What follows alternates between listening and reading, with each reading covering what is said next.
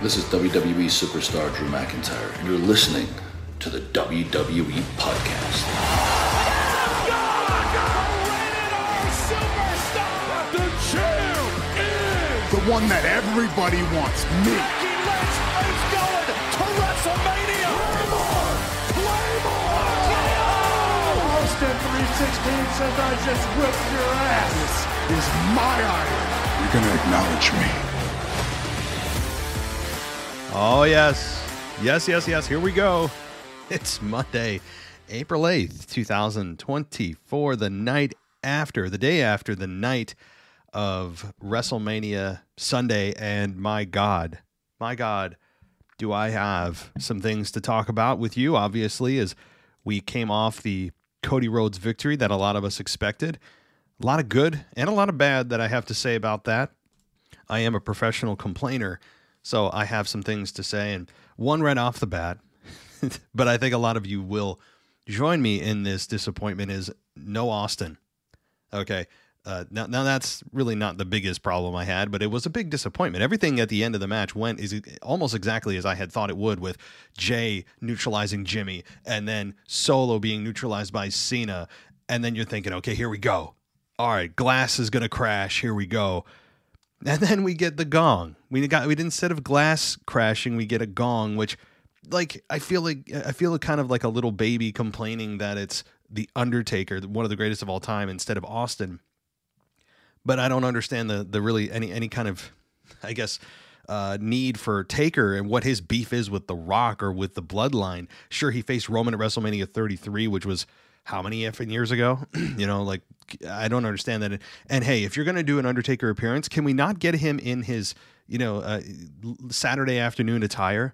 Can we get him in the actual attire? Like, if it's WrestleMania, can we at least get Taker as Taker? If you're going to do it just for a moment. But it was weird. But also the crowd popped. It felt a little random that the Undertaker, who felt like a last minute injection from something that happened with Austin that fell through. I mean, it just doesn't make sense. Austin makes infinitely more sense to be a part of this rather than Undertaker. But again, we'll break this all down, and maybe they're planning something bigger for Austin. Maybe they're planning, hey, it's Monday Night Raw tonight, guys. Maybe they're planning something with him at that point if you're looking for it. I don't think they are, because 40 would be the time to bring him out, not the night after. But there's a small chance, and it just doesn't make sense to me that they wouldn't have done that at that time. But again, a lot of it didn't have to do with the legends. A lot of it had to do with Cody and his victory, and we'll get into that, in just a few minutes here. But first, thank you, everybody, for joining us here on the WWE Podcast. We have been very busy, as you could imagine, and tonight it's even busier because we're bringing on Anthony DeMarco for a current state of WWE, and I really have no clue what the hell we're going to talk about. It's kind of a slow time in wrestling, not a lot happening, but we'll try to find something. I mean, we'll manufacture some kind of conversation somehow tonight in the current state. But welcome to the new patrons, Ismail, Alaman, and Chris. Welcome, you guys, to the show. I hope you enjoy all the ad-free stuff. I saw I popped in for a little bit on the Patreon side of things on the Discord server, and you guys were going crazy. I mean, it's just so much fun to watch all of you debate and talk and get excited. And it's a great place to be if you want to join other wrestling fans too. So patreon.com/WWE podcast, or you can go to Apple and get yourself an ad-free experience there as well. My God. Okay. Where to begin? Well, outside of WrestleMania, there's and I won't talk about it up front because everyone wants to talk WrestleMania, and that's fine. But on the backside of the show, I had a little beef with Ricochet on Twitter. So we'll get to that at the end of the show. But let's talk about the Cody win. I'm not even going to wait, okay, because there's just so much to break down. Yes, we'll talk about everything else, AJ Styles and Io Sky and Bayley. Yes, we'll get there. One overarching concern I have with the show, and this is for night 1 and night 2, can we tone down the amount of kickouts of finishes? It's mind-blowing. I understand that at WrestleMania, that's what happens. But when it also happens the other 11 months of the year, it doesn't make WrestleMania special when you have kickouts, because how many times do you see somebody get hit with a finish and you're like, wow, it's at least going to take 2 or 3. We shouldn't think like that, but we've been conditioned to think like that now, and it's been absurd. How many, by the way, Did anybody count how many crossroads were hit last night? It had to have been 7. I'm not kidding. And then the dude has to hit, because he doesn't trust his own finish, is hit 3 in a row. I mean, that's been really a criticism of mine throughout the whole show. It was just like, hey, how many times do we all have to hit finishers and kick out of finishes and kick out of double finishes and kick out of triple finishes? And it takes 4 to pin somebody. I get it's WrestleMania, but how much further are we going to go? I mean, at some point you need to re-educate the fans to bring it back down and bring it back down to the point where, oh, wow, yeah, a finish, actually one finisher finishes a match. Well, what? Even an RKO was kicked out of, which is a money finish. I don't understand. Again, how much further can we take it? Because now, especially at Mania, we're going to think, it's going to take 3 or 4. We shouldn't think like that. Why? Oh, I don't know. The name of the move that you're performing is called the finisher, so it should do exactly what you say. But nonetheless, overall, I did enjoy the show. Night 2 was, I thought, much better, and the crowd was much better. It was warmer. I think they also took to heart the criticism of Night 1, which was kind of a weird silence. Night 2, you guys amped it up, and it was a lot of fun to listen to. That felt like WrestleMania to me.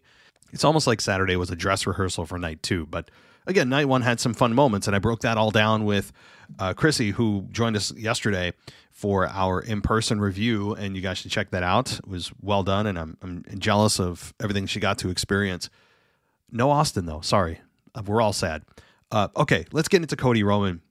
Now, the entrance music, by the way, done for Roman Reigns, was awesome. I'm usually not a fan of the bands coming out. It doesn't sound always quite right. I don't know. I generally don't find that an upgrade when you have the band who does your song come out to do it for WrestleMania. But in this case, the orchestra, the Philadelphia Orchestra, I think did a phenomenal job. And I actually thought it sounded better than Roman's typical song that's done on the track that they play. So this was just an upgrade, I thought, for Roman Reigns in a big way in his entrance. And Cody Rhodes, sure, I mean, he had his mask come out as fine, the flag's on fire. I still don't understand why he's the Nightmare if he's always trying to please the Dream. Never understood that. No one has ever explained why he's the Nightmare. How is he a nightmare? He's just a smiling buffoon, in my mind. Yeah, here we go with the Cody insults already, right? We got a lot more coming. And if you thought that last night was an emotional disaster, wait till tonight. Because if you wanted to see Cody Rhodes cry, we'll get a whole lot of that tonight. We're going to get a whole lot of just our champion, our masculine champion, crying in front of the world. I can't wait. I can't wait to see the statue of his dad in the ring. He puts the statue on his dad's shoulder. I can't wait to see his mother in the ring. Everyone talking about what it means. Oh, my God. I mean, we'll get to the end of the match, which was just, to me, a vomit fest. And I know a lot of you felt, well, he's deserving. And look, he is. And I just want to say off the top, I thought he deserved it. Yes, I do. He deserved it. It was also the right move. It was the correct booking decision to have Cody Rhodes win. It was the best decision. I can also say at the same time that, again, I don't like his character. Y'all know that. But I don't know how some people can't decipher the fact that, oh, you must be so mad. I'm not mad. We expected this. And it's still the right decision. I'm mature. And see, here's the concept. Maturity is the concept here that I'm trying to portray to some people that just feel, oh, I can't wait. You're going to be so mad. Like, I don't want to see Cody as champion, but I can see the overarching picture and realize that it's the best decision for the company moving forward to have Cody win. So I would have, even if it was up to me and Triple H called me and said, hey, bro, it's up to you. Is Cody going to win tomorrow night or is he not? I would have said, no, he needs to win.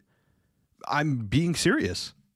Again, do I like his character? Do I like he's a feminine man? Do I like the fact that he's crying and he was held up like he won the state championship at a football game in high school? No, I don't. I think it was ridiculous. And all the wrestlers out there and Samantha Irvin choking up. Again, to me is it's real emotion, but I have my opinion about it. And I thought it was just a vomit fest. I know a lot of you disagree, and that's cool. That's cool. See, but I also recognize it was the right decision. See the difference? Where somebody coming on here and just berating his character, it's terrible. No, it's the right decision. But let's move forward. As the entrances took place here, again, really enjoyed Roman's a lot, actually, more than normal. You knew that The Rock and Solo and Jimmy weren't far behind, but they didn't come out right away. And we did get a lot of great wrestling with these two, as expected. Roman was finally able to take the Cody cutter. Here's some of the action inside the ring here. I'll give you some descriptions. We got, by the way, Prime got a lot of abuse, but also a lot of exposure over the weekend. I actually tried Prime yesterday, and somebody put up a sign that said, "Hi, Prime is too sweet," and it is. It's no sugar, but my God, if you don't like fake sugar, this is a horrific drink. If you don't mind fake sugar, this is going to be the best drink you've ever had. I find it okay. Again, I would drink it in a pinch. It's not sugar, so that actually makes it better, but it does taste incredibly sweet. The flavor is overwhelming, even though there's no sugar. So anyway, that said, here's some action. Cody joined Reigns at ringside, pulled the table out from underneath. Reigns then hit a drive-by kick. Remember Reigns putting the table back underneath the ring? That was great. A nice little touch to piss off the crowd. I mean, it was just really funny. How many times you see wrestlers not just throw something away, like a chair out of the ring, but you see somebody put the table back? That was really funny. The kendo stick got involved. We got a fisherman suplex for a 2 count by Roman. We got, let's see here, Cody clearing the announce tables, which got a ton of abuse over the weekend too. I mean, whoever was putting those announce tables back together is a magician, because they were destroying the monitors and the tablets and the wires, and I don't know how either of them stayed on the air. The announcers, I have no idea. They were constantly being destroyed. Just wow. So we got, let's see here, Reigns powerbombing Cody through the broadcast table. Reigns threw Cody back inside the ring, rushed behind him, hit him with a Superman punch, near fall. Reigns charged for a spear, but Cody caught him with a kick, hit the Cody cutter, set up for crossroads. I mean, it was just kind of that same combo of go for spear, kick, set up for crossroads, and which is ultimately what the finish was. But we did then get... let's see, Cody hitting crossroads and setting him up for it again, because Cody doesn't trust his own finish, which is, again, it shouldn't be called a finish at that point. But Jimmy appeared, and in ascending order of henchmen to boss is what we get here, and it made sense. And Reigns hit Cody with a Superman punch after Jimmy kicked Cody, and then Jay comes out, they brawl, and they put each other through a table out the outside of the ring, which looked dangerous. My God. I look for them and I'm like, it's funny that those 2 minutes where they were brawling was more entertaining than their 12 minutes that they had in a one-on-one match the night before. So I just hope that this program with Jimmy and Jay doesn't continue. It can't, please, based on what we've seen on night 1 with their match, and they had all the time in the world to prepare and plan. And if they don't have the chemistry, they just don't have it. Please, for the love of God, Jimmy and Jay needs to go away. But this was expected, and then Solo showed up after we are about to get another Cody victory and did exactly what happened last year with the Samoan Spike. John Cena comes out, and a lot of people expected that, but it was still a massive pop. And we got Cena clotheslining Sikoa, hitting Reigns with an AA, putting Solo through the broadcast with an AA. And then The Rock comes out and joins Cena in the ring. You could feel the tension there. I mean, remember their whole program from 12 years ago, whatever it was. So that was a cool moment with The Rock and John Cena coming face to face. John Cena ends up getting a rock bottom. He also needs to, by the way, just do something about the bald spot. I mean, he's got all this money. He can't just, take care of the bald spot. I don't know. I mean, it's coming from somebody who has a hairline that is as horrific as it gets, which is why I don't have any. But it's just coming from one bad hairline to another. I think I can speak on this from the one person in the bad hairline community. Dude, get it, please. I mean, if you just, you can easily get implants or you do hair plugs. I don't know why he's not fixing it. It's not endearing, but hey, I think that wasn't even close to the point here.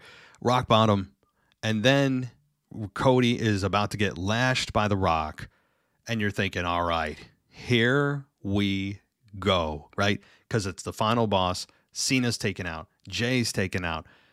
The only one left is Austin. Let's go, right? You're waiting for that glass crash, and we get a gong, And I hate, that's maybe the first time that I've been disappointed hearing The Undertaker's gong. And he appears in his Saturday afternoon attire or his what is it? The one man show or the dead man show that he does. It's like he just rolled out from, the bar and ends up hitting a choke slam on The Rock, which is like fine. Like it is interesting. I don't think anyone saw The Undertaker choke slamming The Rock. I did think there was a possibility of Taker showing up and doing something. I didn't think it would be in this position, but again, there must have been something that happened with Austin because there's something bad happened. I don't know if he accidentally injured himself or maybe Austin just said, I'm not interested in that, but Austin saying he's not interested in hitting a stunner on The Rock in WrestleMania 40 in Philadelphia where they have history, it doesn't make sense to me. Something fell through, something major happened in Austin's life. I don't know. I can't think of anything else or reasons why, because the company absolutely reached out to him. That's been reported everywhere. But maybe they're planning something longer term for Austin at WrestleMania 41. It's possible. Hell, it's possible. And here's also what's really possible that I didn't think of until yesterday with Brock still in the company, right? Brock Lesnar is still in the company. Brock Lesnar is active. He's at home, according to Triple H, doing Brock stuff, which means he's sitting on his farm behind his 12-foot fence. And I'm jealous because that's how I want to live, is behind a 12-foot fence with nobody. I would love that. And that's great. But you know what also is great? The Rock is active in the company and he's not going anywhere through WrestleMania 41, from what I understand, outside of maybe taking a few months off to film or whatever he's doing. But The Rock is active. He's ready to go. Brock Lesnar's active. He's still in the company. What about a Brock Rock matchup? Now, I know I talked about that for years, but has there ever been a more possible time for this to happen? The Rock is in shape and ready to go. Brock Lesnar's always in shape and ready to go. Now, how you get there, I don't know. Is there a possibility that they could cross paths before SummerSlam? I'm just thinking, right? I'm spitballing here. Yes, Rock Roman's going to happen. It'll probably happen at WrestleMania 41, but I don't know. I'm just thinking, hey, you have these two mega stars in the company. Both are ready to go. What are we doing? So again, totally beside the point of this match, but I'm thinking to myself, wait, no one's making this connection here. Like, would you not want to see Rock Brock? You can't tell me that wouldn't be a mega match. They have history back to SummerSlam 2002. I don't know. Just throwing things at the wind here, but chokeslam on The Rock, which leads to Cody getting nearly speared by Roman after, oh, by the way, Seth Rollins, I forgot about Seth. Oh, almost did. He comes out as a Shield member, and that's where Roman, many people believe, lost the match, is instead of choosing to hit Cody with the chair, he chooses to pay Rollins back for his stabbing in the back, the infamous stabbing in the back of the Shield with Evolution, and when they had their program many years ago. And Roman did to Seth what Seth did to Roman. How many years ago was that? My God. Over like a decade ago. But very apropos, very poetic. I love the moment. And that's when many believe that Roman lost instead of choosing to hit Cody. So Seth goes down and lays there like he's asleep. And then again, that Undertaker whole deal. So I missed Seth. So my bad. So in the Shield garment and all that. Now, how many people thought it was Jon Moxley? I did. I was sitting there going, okay, well, it could be Seth. Seth did say he would be the Shield for Cody. And so he followed through on that to a degree.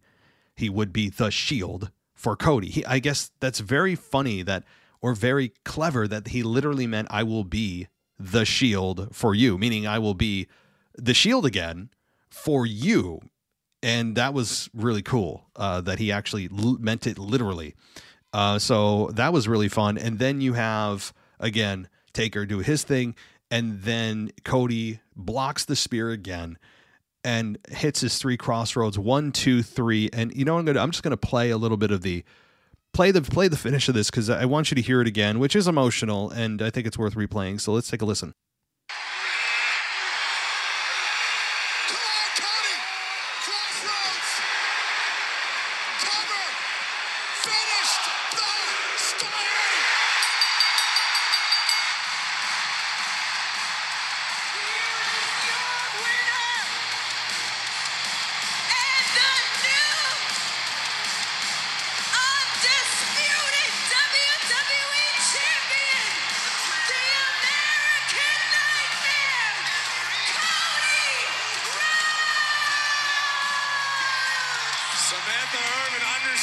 physically overcome with emotion. We all are. We all are.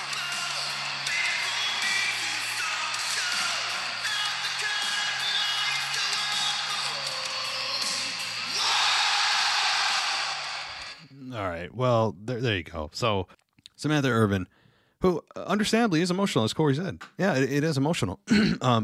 But the problem is the emotion continued with everyone that looked at Cody Rhodes as if, he's the second coming of Christ. Tears flowing down their face.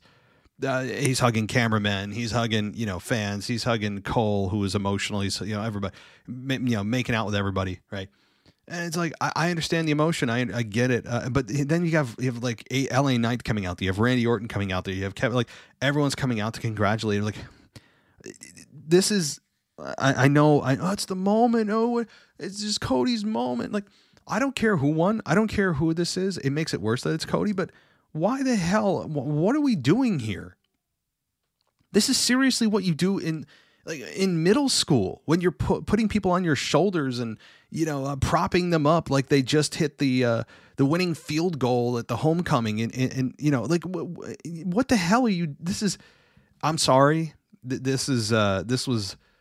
Again, I know emotional, and not nobody, but a lot of you are going to disagree with me. And if anybody's in the company, I'm sure you are sitting there going, "This guy is a total dumbass." Yeah, sure, fine, think that all you want, but when the fans eventually turn on your champion, which they will, then don't come crying to me as if you've been crying all along, right?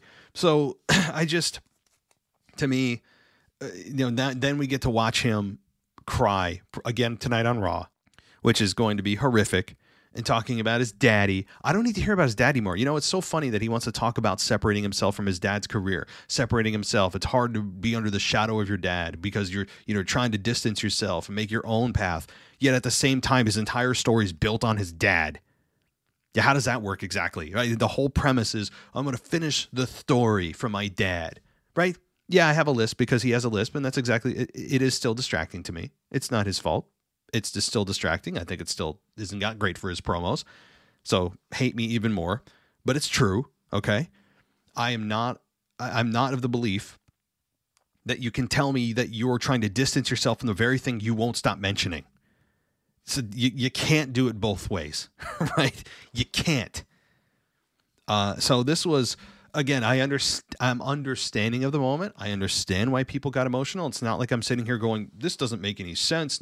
No, I get it. I understand, but like, what are we doing having all the wrestlers come out, like giving some kind of throwing the roses at the feet of Cody Rhodes for what? Being just a nice guy because he's just a nice guy. He's nice to everyone. I bet he is. I truly bet he is. But are we really going to now supersede niceness and kindness backstage for, what this moment actually means and what it should look like, which is not the wrestlers just putting all their other feuds aside that they've had throughout the night and coming out together to just applaud him? What? Like Cody Rhodes, yeah, okay, because of his dad? Why? I know I'm going to get a ton of heat for this. I don't care. If you think I'm going to backtrack on this too, you've got another thing coming. Oh, he'll see the light. No. Right decision. Vomit-inducing presentation. It was. Again, I know I'm in like the 1% here because of the crowd reaction. But you heard some small boos. It's very, very, very, very small, but they were there for Cody. But generally, the fans embraced the hell out of it. I understand. And I know a lot of you listening are just going, I completely disagree. And hey, you're entitled to that, just like I'm entitled to my opinion here. Right decision, but I don't like this feminine, just watered down, soft, nice version of our champion. And I know we'll get the declaration tonight that not only is this for his dad, he'll put maybe again the statue of his dad will be in the ring, and he'll be like, I know you can't see me, Dad, but this championship is not going to be taken away from you this time.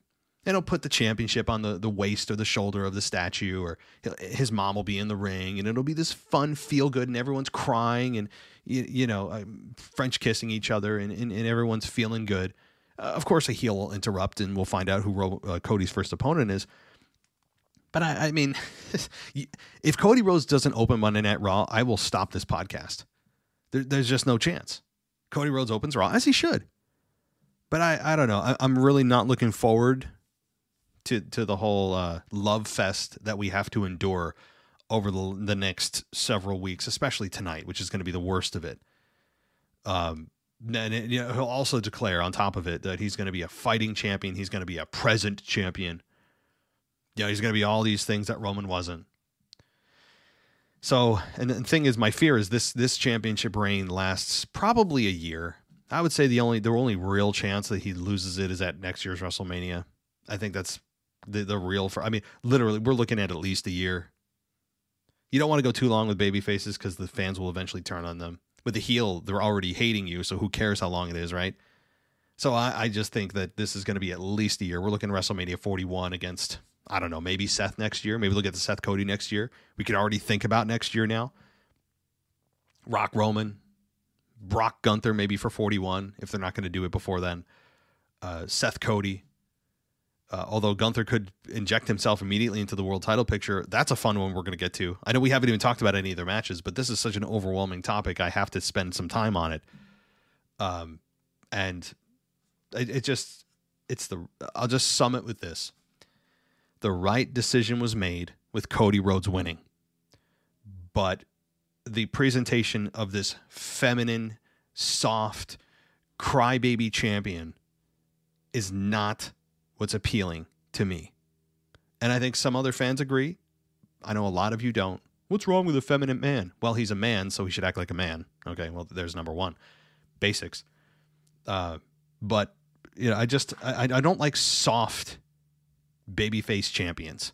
He's a soft, well-manicured babyface champion that is going to be just insufferable in his promos over the next, I don't know how long now. Now he gets to say, "Are you guys entertained? Did I put a smile on your face? Well, gosh, golly, thank goodness."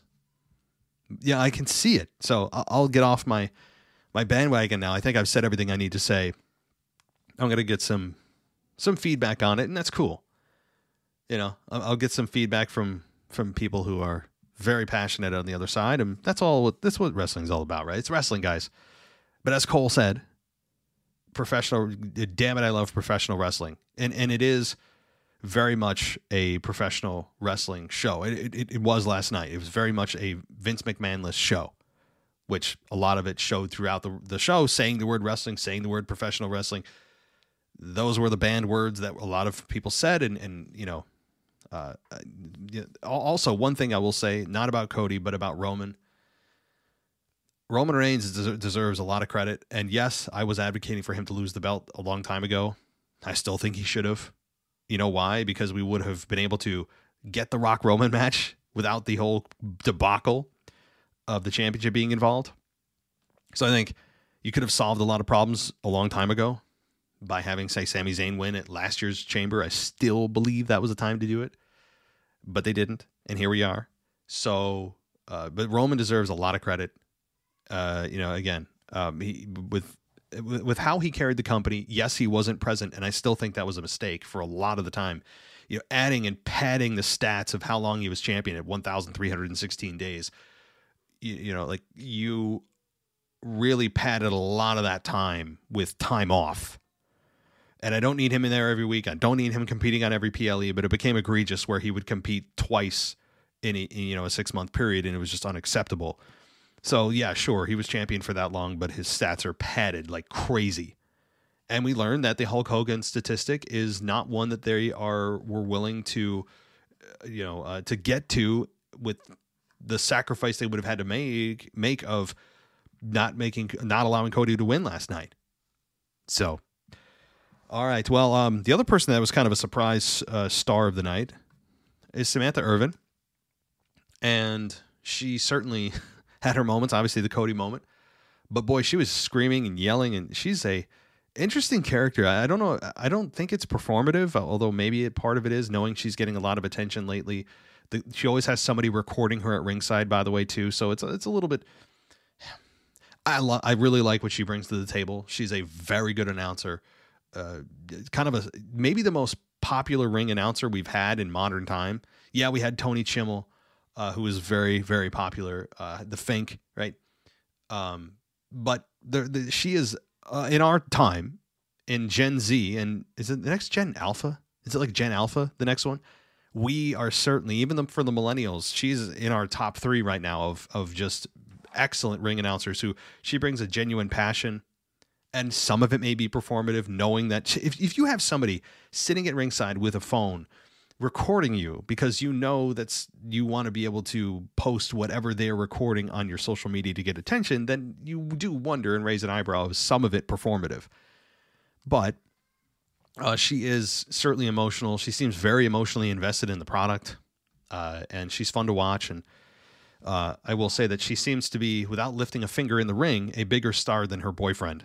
And I'll get to more of that at the end of the show. I got to say, Ricochet is a tool. I mean, he just is a tool.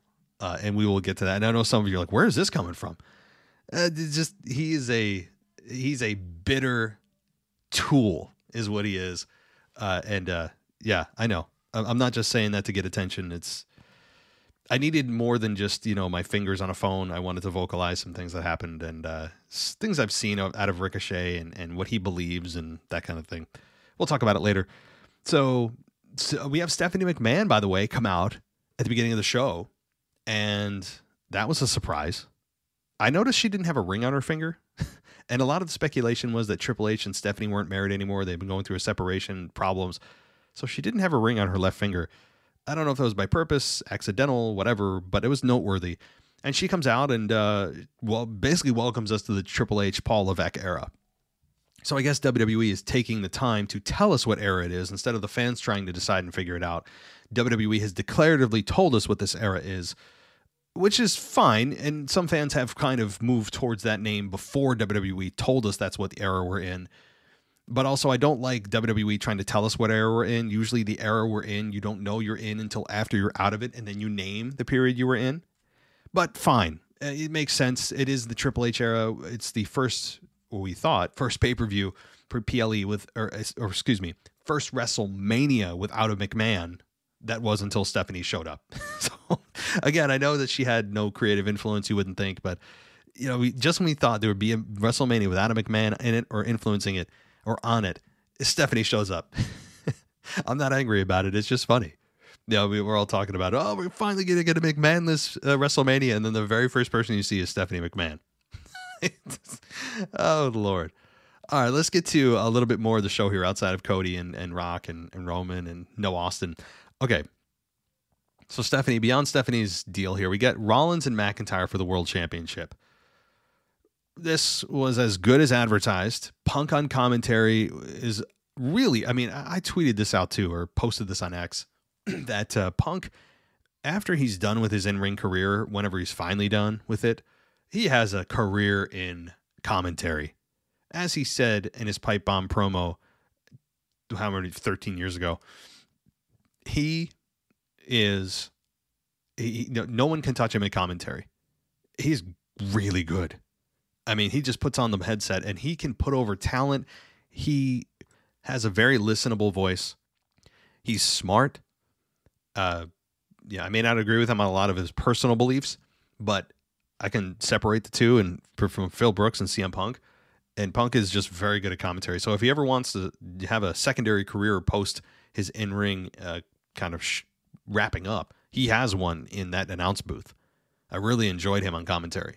On a professional level, not like stupidity with Snoop Dogg, who's probably half drunk sitting there or high or whatever he was.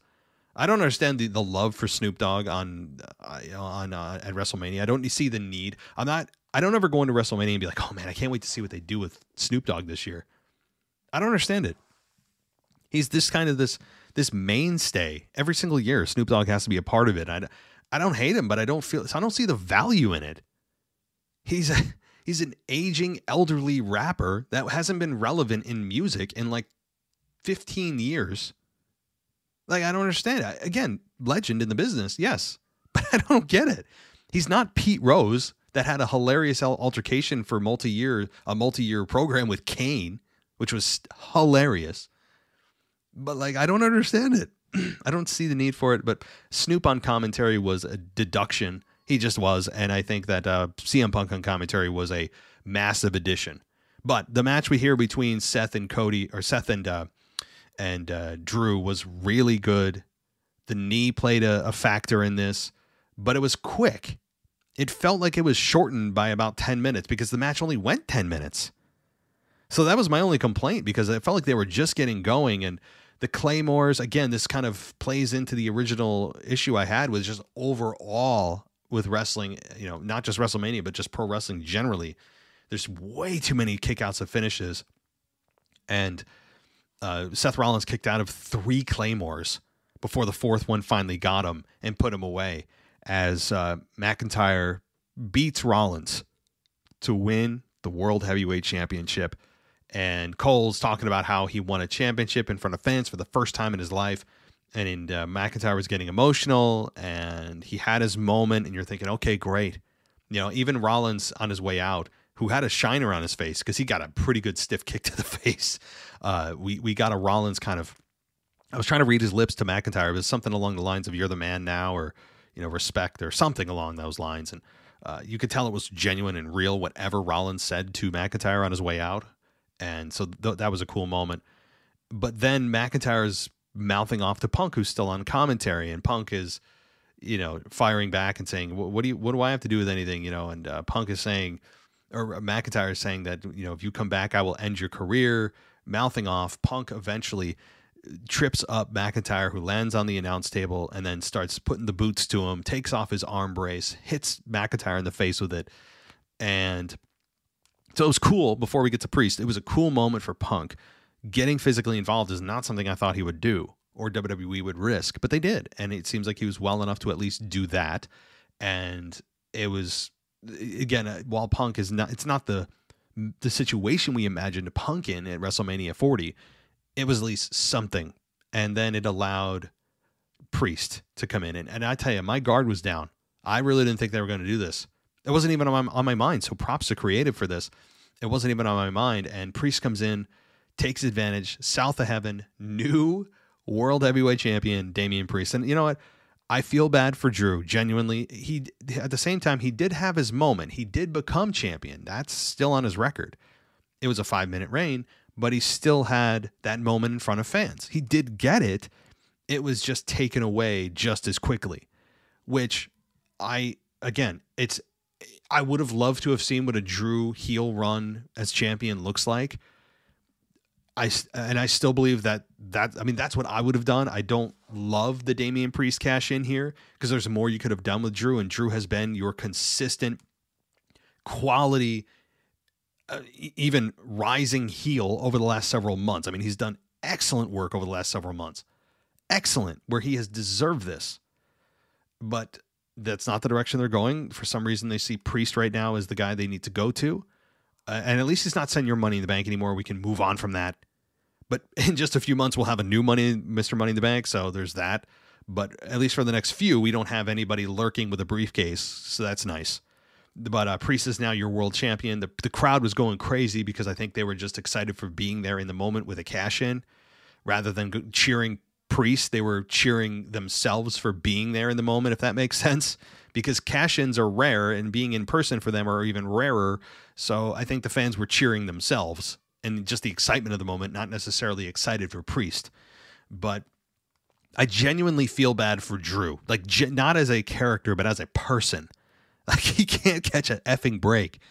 And so I feel for him, even though he did have his moment for a few minutes. So he did have it, but that's really, that's kind of, it's not enough. I don't think that's enough for Drew, but I will say on the flip side, on the good part of this, you talk about, heating up a Drew McIntyre CM Punk rivalry to nuclear, not nuclear.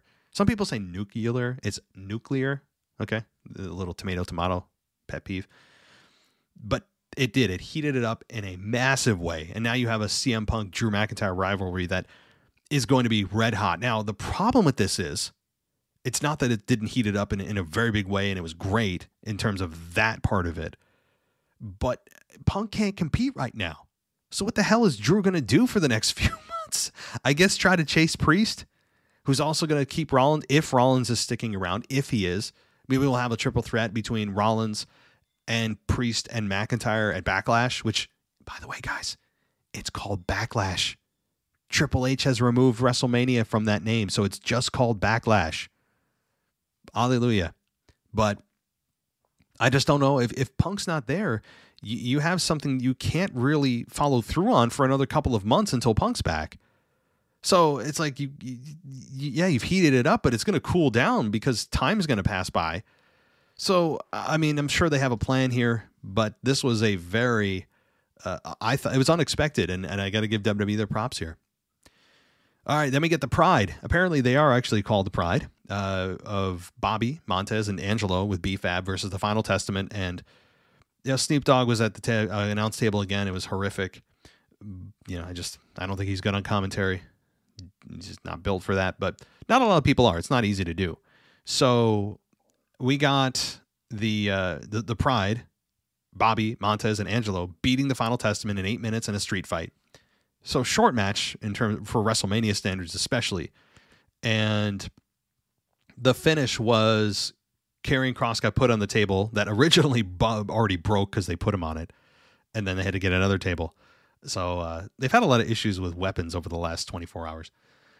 So Montez Ford hit Kross with the frog splash, and Kross got beaten. Now, I think this was a bad booking decision only because the Final Testament hasn't even got a chance to get off the ground yet. We haven't even, by the way, they talked about Paul Ellering so much.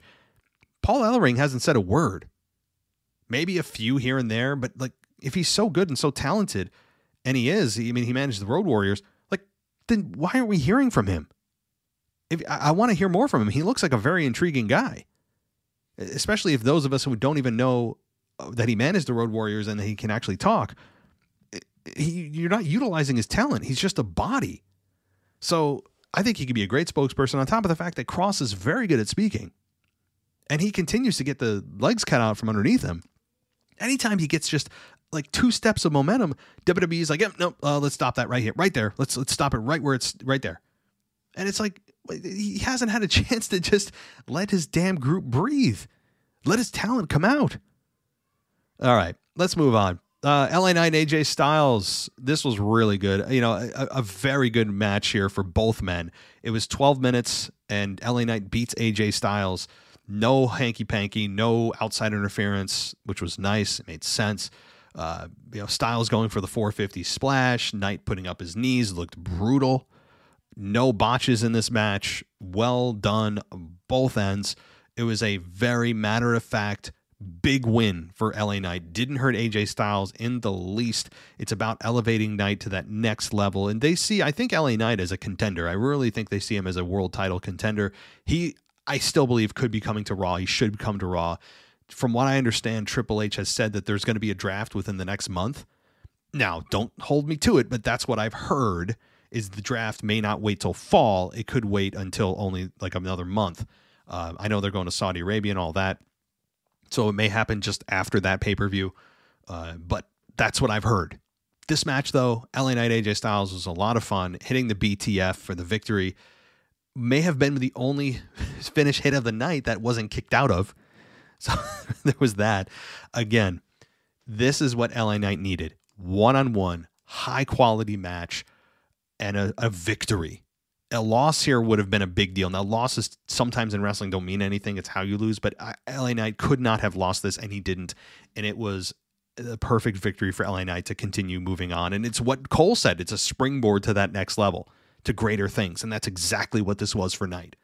So very well done on both ends. 12 minutes. Could have gone a few more minutes, but it was fine. I'd give this match, 3.5, 4 out of 5. So, all right. We then have a Logan Paul, Randy Orton, and KO U.S. Championship triple threat. And, of course, you get the very, especially from Logan Paul, you get the entrances. Oh, I didn't even mention Seth's entrance, which was just, what are we doing? And it looked like people came out from like Mardi Gras. Not every entrance, by the way, needs to be enhanced just because it's WrestleMania. Sometimes they just do it to do it, and it looks stupid.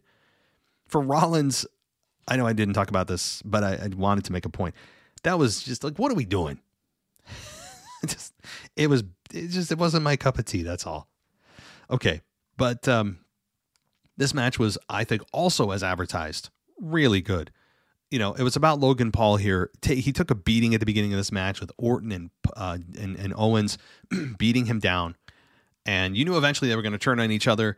Orton tried to RKO KO and almost did. And Owens is like, I guess we're doing this now. And then they started doing their punches to each other. That, you know, hey, the punches that Sami Zayn and KO always used to do to each other, where they're just like bashing each other in the face at 100 miles an hour, that kind of thing.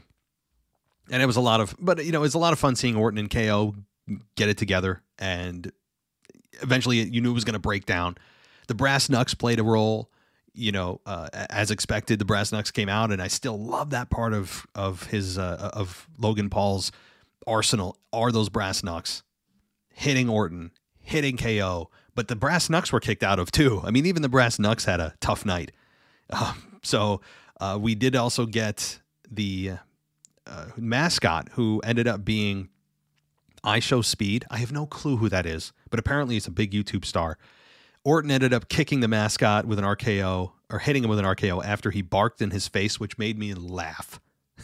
Like, because he was barking at Orton, and Orton kicks him. I think he was genuinely annoyed with him, and pulls the costume off, and then barks in his face, hits him with an RKO right on the table.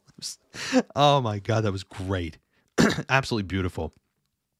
So the finish was Owens hitting Paul with a pop-up powerbomb, and Orton dropped Orton with a stunner, covered him. Owens went for a pop-up on Orton and countered into an RKO, which was beautiful. And then Paul threw Orton out of the ring and hit Owens with a top rope frog splash and got the victory. So 17 minutes, Logan Paul wins and celebrated with one of his drinks, one of his prime drinks, which, guys, is super, super sweet. Not sugary, but sweet. Really, again, a really good match. Logan Paul winning here made sense for me, because Logan Paul is the guy that's on the rise.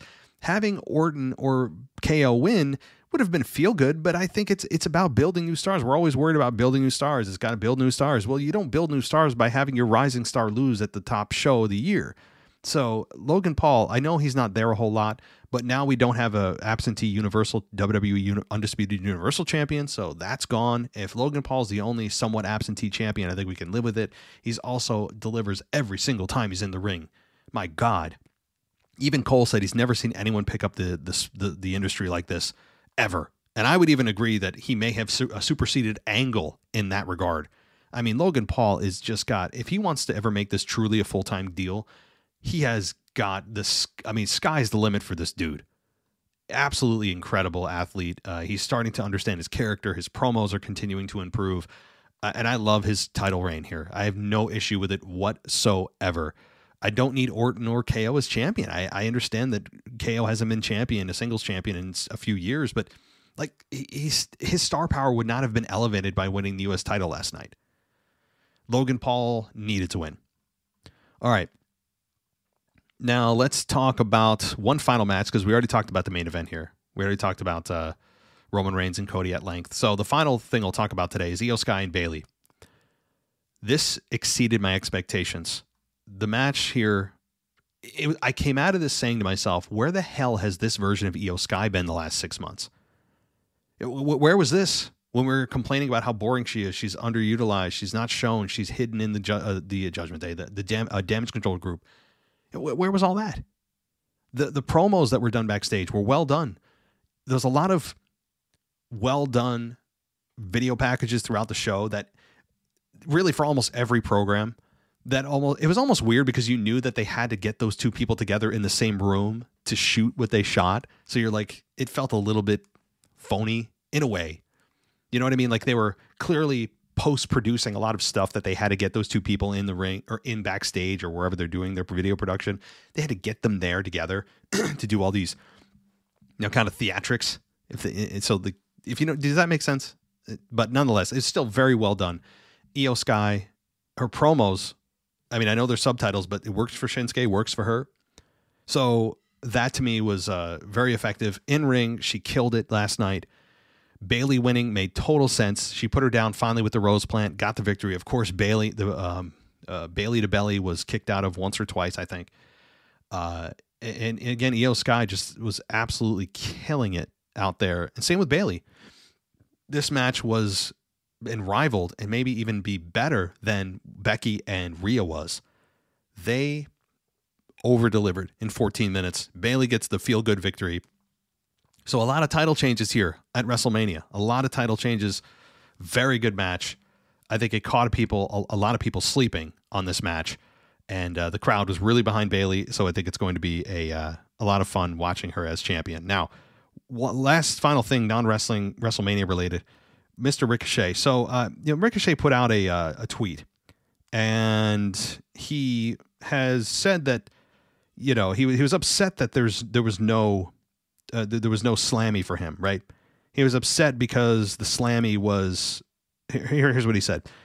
He said, quote, "Pretty crazy me and Logan Paul didn't even make the list for contender for OMG moment of the year. But I understand that it's becoming normal for Ricochet to give you OMG moments." And I responded that it's more than just moves, right? It's deeper than just the move. And he was not happy with that. And he said that, he said OMG with a emoji, shut up. And I said to him, wow, I'm convinced. A well thought out, eloquent response. You're obviously incredibly gifted inside the ring, but if you can't understand why fans haven't truly connected with your character beyond the, quote, guy that does cool moves, then we can't help you. And he said to me, Ricochet, "Oh no, that's where you messed up. You think that I care enough to actually think of a response to such idiocracy? I don't. I don't. So here, in the words of famous D-Jack WWE, eat this ratio." And I responded to him, "Yes, you don't care enough while at the same time responding. That certainly proves your point pretty convincingly. But I'll give you the benefit of the doubt and assume your account has been hacked by a 15-year-old girl. No grown man can honestly respond with an emoji and shut up. I assume your next response is as if." Meaning like as if. I mean, he responded like a child. And he can't take a little criticism. Does this dude not understand why fans don't connect with him? Or is he just so angry because he feels he's such a superior athlete and does these cool moves? We're all supposed to just bow at his feet and go, yeah, oh my God, you are just so great.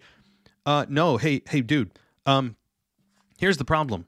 You rely too much in ring and not enough on character development. You rely too much on the fans being pleased with your maneuvers and not enough with actually connecting with your character. Do you not understand the difference? I mean, you're the one in the industry. How do you not understand this difference? Or maybe you do, and you just don't have the intellect to actually debate me on this. So you say you don't, it's idiocracy. I don't have the time to respond, and then respond like a fool. Yeah, that makes a lot of sense, right? The thing is, I almost, and I was going to come back. I had a whole boatload of stuff I was going to respond with him. If he wanted to get into it, I could have destroyed him. I'm not being arrogant about this, but there's so much I could have just said to him. And I didn't. What those things were, I was going to, if he had come back with me with any more just stupid answers, I mean, he couldn't debate me on the issue. So he's just like, it's not worth responding to, right? That's how you know someone has nothing to say, is when they say that they're not worth your time. It means you don't have the intellect to actually debate them. That's all that means. It's a cover for your lack of intelligence. It just is, right? Whenever you start cussing at somebody or say, oh, it's not worth me debating or me responding to you, all that means is you are exposing your lack of intelligence. That's what that means. That's the truth. Now, I was going to say to him, hey, shouldn't you spend less time worrying about what people are saying on X and more time getting ready for your WrestleMania? Wait, never mind. I had that in the pocket. I was also going to respond to him if he wanted to start getting into the mud. I was going to say, the most interesting thing about your career over the last 5 years has been who you're dating. I mean, he couldn't respond how I'm wrong. He gets angry, and I mean, some of his tweets are just stupid. I mean, I don't know what it is. He gets angry. I remember he was standing up for who was it? Maxine Dupree, who was getting booed at a house show. Oh, be better. Does he know what industry he's in? Is he that sensitive of a dude? I don't care how good you are in the ring. You don't understand basic fundamentals of fan psychology? And you also feel entitled enough to tell us how to respond? How does that work exactly? Welcome to the internet, dude. I mean, I'm sorry. Ricochet right now has proven nothing more than him being just a very lackluster intellectual wrestler. I'm sorry. Again, if he cannot understand and grasp that concept that, he may be superior in the ring. I mean, he kind of proves his own point, right? Like, or disproves it by saying that he is a great wrestler and yet he doesn't get an OMG moment. Well, the OMG moments come from the fans, and if the fans aren't connecting with somebody that is actually one of the best in-ring gymnastics, which is what he's an in-ring gymnast, but also incredibly gifted, then maybe you're missing something at a deeper level, bruh. Maybe it's the fact that you don't have a character on the microphone that the fans can actually relate to, and that it's more than surface level. Fans look at you as the guy that does cool moves. And I don't want to hear that. No, it's not. No, they do. Tell me one person that's emotionally invested in Ricochet beyond like, wow, what cool move are we going to see tonight? Can he do a 1080 splash? No. Fans don't give a damn about his character and his story. They want to see, entertain me, clown. That's what they see when you see your character. End of story. So, there. I think I said my point. As if he's actually listening. I doubt it. But anyway, if you want to go see our little scuffle on X, it's in my mentions and replies and all that. So, all right, that'll do it for me tonight, guys. Today, it's morning, but hope you enjoyed WrestleMania. Obviously, massive show coming later today with Anthony DeMarco. We'll cover even more in depth, get his thoughts on WrestleMania. We'll cover Monday Night Raw tomorrow night, mailbag on Wednesday. It just keeps on coming as we get post WrestleMania 40, start looking ahead already to WrestleMania 41. And that's not too far away. It always comes faster than we realize. So that is not too far away. We can already start thinking about matches. One of them seems to be Rock Roman, but maybe they take a different path. Triple H did say that Roman's next story is going to, quote, blow our minds. Whatever the hell that means, we'll find out. So there's a lot coming, guys. Monday Night Raw after WrestleMania. Hopefully it delivers unlike the last few years. Consider going on Patreon if you want to go ad-free at patreon.com/WWE. Also at Apple Podcasts, you can go to there and get ad-free everything with a 1-week free trial. Thanks for listening, everybody. Take care, and I'll talk to you soon. Thanks for listening to the WWE Podcast. Don't forget to subscribe on your favorite podcast app so you don't miss a show, or head to WWEpodcast.com. And for all of these shows ad-free, head over to patreon.com/WWE Podcast. Until then, we'll see you next time.